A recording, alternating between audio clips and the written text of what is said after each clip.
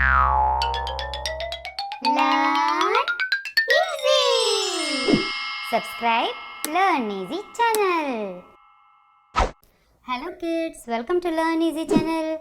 आज की कक्षा में हम सीखेंगे कि नुक्ता किसे कहते हैं। तो चलिए शुरू करें। बच्चों, आज हम सीखेंगे कि नुक्ता क्या होता है। नुक्ता जो है वो देवनागरी, गुरुमुखी और अन्य ब्राह्मी जो लिपि परिवार की लिपियां हैं, उनमें किसी व्यंजन या हम कहें कि किसी अक्षर के नीचे लगाए जाने वाले बिंदु को कहते हैं। मान लो जैसे मैंने लिखा का गज। अब यहाँ पे देखो, अगर मैं यहाँ पे ये जो बिंदी हम नीचे लगा रहे हैं ये है नुक्ता।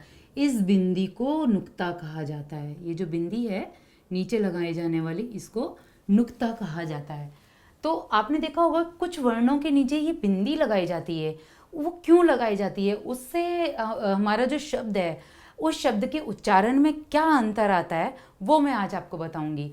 आपने देखा होगा, अगर मैं इस बिंदी को ना लगा के अब इसका उच्चारण आपको बताती हूँ। का ग ज, ये क्या है? ज। इसको हम ज बोलेंगे। अगर मैं इस बिंदी को यहाँ नीचे लगा देती हूँ तो ये इसका उच्चारण देखिए, कागज, ज ज। इसका उच्चारण इस प्रकार का हो जाएगा, ज। तो ये नुक्ता जो है, ये अगर शब्द किसी वर्ण के नीचे आना है और हमने नहीं लगाया तो हमारे वहाँ पे मार्क्स कट जाते हैं, क्योंकि हमने स्पेलिंग में मिस्टेक की होती है। तो बच्चों, जब भी हम शब्दों का प्रयोग करें, हमें ध्यान रखना है कि कहाँ पर नुक्ता का प्रयोग किया जा रहा है। तो अच्छा, अब मैं बताती हूँ कि नुक्ता का प्रयोग किन किन वर्णों में किया जाता है। ये सभी वर्णों में नहीं आता और ना ही ये हमारी वर्णमाला में होता है, पर ये हमारी एक ध्वनि है, एक हमारा जो है एक उच्चारण जब हम शब्दों का करते हैं तो इस ध्वनि को हमें सुनना पड़ता है कि कौन से शब्द में आ रहे हैं। ये सभी शब्दों में नहीं आता, सभी वर्णों में नहीं आता है। कौन कौन से वर्ण में आता है मैं आपको बताती हूँ। अब पहले यहाँ देखते हैं, क, ख, ग, ज, फ। अब आप देखिए इनका उच्चारण किस प्रकार से किया जाता है। ये सिर्फ ये नुक्ता, बस ध्यान रखने योग्य बात यह है कि नुक्ता जो है सिर्फ इन 5 वर्णों के नीचे ही आता है और किसी भी वर्ण के नीचे नुक्ता नहीं आएगा। क, ख, ग, ज, फ। अब आप इनको, अगर मैं इनके नीचे जो है ये नुक्ता लगाती हूँ, तब इनका प्रोनाउंसिएशन देखो। ख, ख, ग। ऐसे मैंने इसको क्या बोला? ग बोला है। और इसके नीचे अगर नुक्ता लगा दिया तो ये बन गया ग। ये है ज। अब हम ज बोलते हैं। जब मैंने इस ज के नीचे नुक्ता लगा दिया तो ये क्या बन गया? ज। ज के नीचे लगाया तो क्या बन गया? ज। ध्यान से वो सुनो, ज। ये है फ। जब हम वर्णमाला में इसका प्रयोग करते हैं तो हम इसको तब ज़्यादातर बच्चे इसको फ बोलते हैं। ये फ नहीं होता, ये फ बोला जाता है इसको, फ। ये है फ। तो जब इसके नीचे नुक्ता लगाया जाता है तब ये जो है फ का रूप धारण करता है। ये देखो, यहाँ पे जब मैंने नुक्ता लगाया तब इसका प्रोनाउंसिएशन या कहें कि उच्चारण जो है वो फ कहलाता है। तो अब इन तीनों वर्णों के नीचे हम लगाएं या ना लगाएं उससे कोई फर्क नहीं पड़ता, क्योंकि ये इनका प्रयोग अनिवार्य नहीं है। इन तीनों वर्णों के नीचे जो है नुक्ता का प्रयोग अनिवार्य नहीं है। अगर हम नहीं भी लगाते हैं तो हमारा जो शब्द है वो गलत नहीं होगा। पर अगर हमने इन दोनों वर्णों के नीचे ज और फ, इनके नीचे नुक्ता नहीं लगाया तो हमारा शब्द जो है वो गलत हो जाएगा, हमारे मार्क्स कट जाएंगे। तो इसीलिए ध्यान रखने योग्य बात यह है कि ज और फ इन दोनों वर्णों में अनिवार्य है, ज़रूरी है नुक्ता लगाना, लेखन के लिए भी और जब हम प्रोनाउंस करते हैं उसके उच्चारण के टाइम में भी हमें इनका जो प्रोनाउंसिएशन है वो तरीके से करना होगा, ताकि ज और फ की साउंड आए, ज और फ की साउंड नहीं आनी चाहिए। ठीक है, तो अब मैं आपको इन सारे वर्णों से क, ख, ग, ज, फ, इन सारे वर्णों से आपको शब्द बनाकर बताती हूँ कि किस प्रकार से इनसे शब्द बनाए जाते हैं। आइए देखते हैं क का प्रयोग किस प्रकार किया जाता है। इंग्लिश में क्यू जहाँ पर लगता है उसके स्थान पर ख का प्रयोग किस प्रकार किया जाता है। जैसे काजी, क्यू है यहाँ पर, तो यहाँ पर क्या आएगा, क, काजी। कायदा, कायदा। तारीख, तारीख।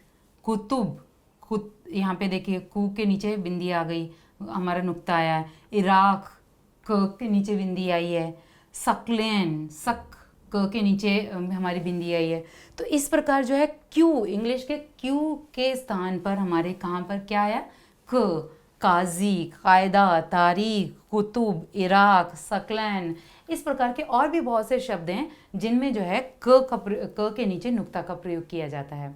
आइए अब मैं आपको बताती हूँ कि ख में नुक्ता का प्रयोग जब करते हैं तो किस प्रकार के शब्द बनते हैं। अब देखते हैं ख का प्रयोग। इंग्लिश में के एच, इंग्लिश में जब स्पेलिंग में के एच का प्रयोग होता है तो ख का प्रयोग वहाँ पर किया जाता है। जैसे खान, ख, खान। अख्तर, अख्तर नहीं है ये, अख्तर। वक्त, ख, हल्की सी ख की आवाज़ आ रही तो इसलिए ख आधा आया है, पर ख, वक्त। खुशबू, खुशबू नहीं, हल्की सी जो है इसमें नुक्ता प्रयोग किया गया है इसलिए खुशबू। खादिम, ये देखो ख, खादिम नहीं बोला मैंने, क्या बोला, खादिम। तो ये नुक्ता का प्रयोग करने से प्रोनाउंसिएशन में एक तो हमारे अंतर आ जाता है और हमारे जो शब्द हैं उनका जो उच्चारण में अंतर आता है और जो है उनके जो मीनिंग है वो भी बदल जाता है। तो खान, अख्तर, वक्त, खुशबू, खादिम और भी बहुत से शब्द हैं जिनमें जो ख जिनमें प्रयोग किया जाता है। तो चलिए अब मैं आपको ग का प्रयोग करके बताती हूँ कि कौन कौन से ऐसे शब्द हैं जिनमें ग का प्रयोग किया जाता है। आइए देखते हैं ग का प्रयोग। ग, जी और एच, इंग्लिश में जी और एच शब्द जो हैं वो ग की आवाज़ देते हैं। जैसे गुलाम, गौस, गजब, गालिब, गरी। तो ये सारे शब्द जो हैं इन शब्दों में आपने देखा मैं ग नहीं बोल रही हूँ, ग की आवाज़ आ रही है। तो ये नुक्ता का प्रयोग करने से हमारे जो है प्रोनाउंसिएशन किस प्रकार ग में चेंज हुआ वो हमने देखा। गुलाब, गौस, गजब, गालिब, गरी। तो अब मैं आपको बताती हूँ कि ज में जब हम नुक्ता लगाएंगे तो किस प्रकार के शब्द बनेंगे। ज, जिसका प्रोनाउंस इंग्लिश में जेड से किया जाता है। हजरत, ह ज, इसको हजरत नहीं बोलते हैं, क्या बोलेंगे, ज, हजरत। अजहर, जोहरा, जंग, नमाज या कागज, इस प्रकार के जो शब्द हैं इन सब में ज के और ज के नीचे नुक्ता आता है। अब आपने देखा क, ख, ग, इनके नीचे नुक्ता लगाना अनिवार्य नहीं है, पर जहाँ भी ज आएगा ज के नीचे नुक्ता लगाना बहुत ज़रूरी है। ज की साउंड जहाँ भी आएगी वहाँ उसके नीचे नुक्ता ज़रूर आएगा, नहीं तो आपके मार्क्स कट जाएंगे। तो हमें ज और फ इन दोनों का ध्यान रखना बहुत ज़रूरी है कि कौन कौन से शब्दों में जो है नुक्ता का प्रयोग होगा। तो चलिए ये तो थे ज के शब्द, और भी बहुत से शब्द हैं। अब मैं आपको और भी शब्द बताऊंगी। इसके बाद अब देखते हैं कि फ का प्रयोग कहाँ कहाँ किया जाता है। फ, इंग्लिश में एफ जहाँ लिखा होता तो वहाँ पर फ की साउंड आएगी, यहाँ वहाँ पर फ आएगा। अब ये पी एच जहाँ पर इंग्लिश का लिखा होगा तो वहाँ पे फ नहीं बनेगा, वहाँ पर फ बनेगा। तो पी एच को हमें ध्यान नहीं रखना है, हमें एफ को ध्यान रखना है कि एफ की साउंड होगी तो फ होगा, पी एच होगा तो वहाँ पर फ होगा। अब देखो फैसल, फैजल, फिरदौस, फौरन, फसल, जिराफ। अब ये देखो जिराफ, इनमें इन सारे शब्दों में फैसल, फैसल, फैजल, फिरदौस, फौरन, फसल, जिराफ, इन सारे शब्दों में जो है फ की साउंड आ रही है, फ का उच्चारण आ रहा है। और भी बहुत से शब्द हैं, वो सारे शब्द अभी मैं आपको बताऊंगी कौन कौन से और शब्द हो सकते हैं फ से, पर ध्यान रखना है कि इनकी साउंड में, इनके उच्चारण में जो जब हम उच्चारण करें तब यहाँ पर कहाँ पर नुक्ता लगेगा वो हमें ध्यान रखने योग्य बात है। चलिए अब मैं आपको अंतर बताती हूँ कि जब हम नुक्ता नहीं लगाते हैं तो शब्द का अंतर क्या हो जाता है। दोनों शब्दों में नुक्ता लगाने पर और नुक्ता ना लगाने पर दोनों शब्दों के अर्थ में अंतर किस प्रकार से आता है। तो आप सोचो कि अगर हमने नुक्ता नहीं लगाया तो शब्द का अर्थ जो हमें अर्थ होगा उसका तो अनर्थ ही हो जाएगा। तो चलिए अब मैं आपको कुछ शब्द बताती हूँ। तो चलिए अब मैं आपको बताती हूँ ये नुक्ता यानी कि बिंदी। नुक्ता का अर्थ ही बिंदु होता है। नुक्ता का जो शाब्दिक अर्थ है उसको वो बिंदु होता है। तो इस बिंदु को ना लगा के शब्दों में ये यहाँ पे मैंने नहीं लगाया है और दूसरी तरफ लगाया है नुक्ता। तो अब देखते हैं कि इन दोनों में क्या अंतर होता है। एक छोटी सी बिंदी से जो है शब्द में किस प्रकार उनके अर्थ में जो है हमारे बदलाव हो जाता है। देखो राज, अब मैंने यहाँ बिंदी नहीं लगाई है तो क्या बनेगा राज। राज का अर्थ होता है शासन। उस राजा का राज था, राजा ने राज किया। राज मतलब शासन। राज, में जब बिंदी लगा दी हमने, ये नुक्ता लगा दिया तो क्या बन गया रहस्य। राज का क्या अर्थ है रहस्य। तो आप देखो जरा, अब यहाँ पे सिर्फ एक नुक्ता ना लगाने से, एक बिंदी ना लगाने से दोनों के अर्थ में बदलाव आ गया। यहाँ देखो जरा, जरा का अर्थ होता है बुढ़ापा। जरा का अर्थ है बुढ़ापा। अब जरा तो बुढ़ापा हुआ। अगर मैंने यहाँ नुक्ता लगा दिया है, ज के नीचे बिंदी लगा दी तो क्या बन गया जरा। जरा मतलब थोड़ा। जब बोलते हैं ज़रा सा मुझे कुछ दे दो, ज़रा सा सामान दे दो, ज़रा सी सब्जी दे दो, तो ज़रा, ज़रा का मतलब थोड़ा। और जरा, जरा मतलब बुढ़ापा। तो देखा आपने दोनों में एक नुक्ता न लगाने से उन दोनों शब्दों में कितना अंतर हो गया। खाना, खाना हम सबको पता है, खाना हम खाना भोजन को कहते हैं अपने। खाना, अब मैंने अगर यहाँ बिंदी लगा दी तो क्या अर्थ हो गया उसका घर। इसका अर्थ है घर, मकान।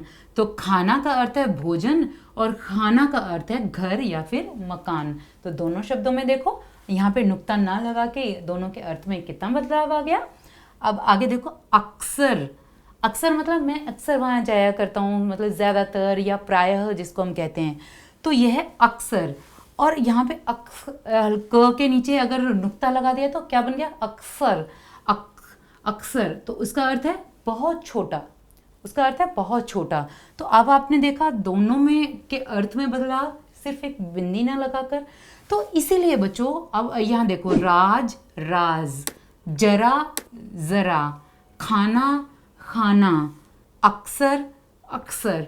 तो अब आपने देखा दोनों तरफ एक बिंदी ना लगाने से हमारे सभी अर्थों में किस प्रकार से बदलाव आया है। तो आइए मैं अब आपको कुछ और शब्द ऐसे ही बताती हूँ कि जिससे आपको इनमें अंतर और अच्छे से समझ आएगा। कुछ और शब्द मैं आपको बताती हूँ कि बिंदी ना लगा के जो है अर्थ में किस प्रकार से बदलाव आता है। तो चलिए आइए देखते हैं। खुदा, जिसका अर्थ है भगवान, और खुदा जिसका अर्थ है खुदा हुआ। जमाना, जिसका अर्थ है समय। जमाना, जिसका अर्थ है जमाने की क्रिया या फिर उगाना। जीना, जिसका अर्थ है सीढ़ी। जीना, जिसका अर्थ है जिंदगी गुजारना। दर्ज, जिसका अर्थ है दरार। दर्ज, जिसका अर्थ है लिखित। आजम, आजम का अर्थ है बहुत बड़ा, महान। आजम, जिसका अर्थ है जो बोल ना सके, गूंगा। दफा, जिसका अर्थ है दूर करना। दफा, जिसका अर्थ है कानून की धारा। गौर, जिसका अर्थ है ध्यान। गौर, जिसका अर्थ है गोरा। गोल, जिसका अर्थ है झुंड। गोल, इसका अर्थ है वृत्ताकार। हैजा, जिसका अर्थ है दस्त। हैजा, इसका अर्थ है युद्ध। बच्चों आशा करती हूँ कि अब आपको ये बिंदी यानी ये नुक्ता के जो शब्द हैं वो अच्छे से समझ आ गए होंगे। अब आप कभी भी जो है गलती नहीं करेंगे कि शब्दों में नुक्ता ना लगाकर। तो आप ये सोचते हो कि बिंदी ना लगाने से क्या फ़र्क पड़ता है, पर देखा आपने किस प्रकार से भी आपने अभी जो मैंने आपको उदाहरण बताए उनके द्वारा आपको ये समझ आ गया होगा कि एक बिंदी ना लगाने से हमारे शब्दों में किस प्रकार से जो अर्थ हैं इनके उसमें किस प्रकार से बदलाव आता है। तो चलिए बच्चों, आज की कक्षा में इतना ही। अगली कक्षा में फिर मिलेंगे, तब तक के लिए bye. Learn easy. Subscribe Learn Easy channel.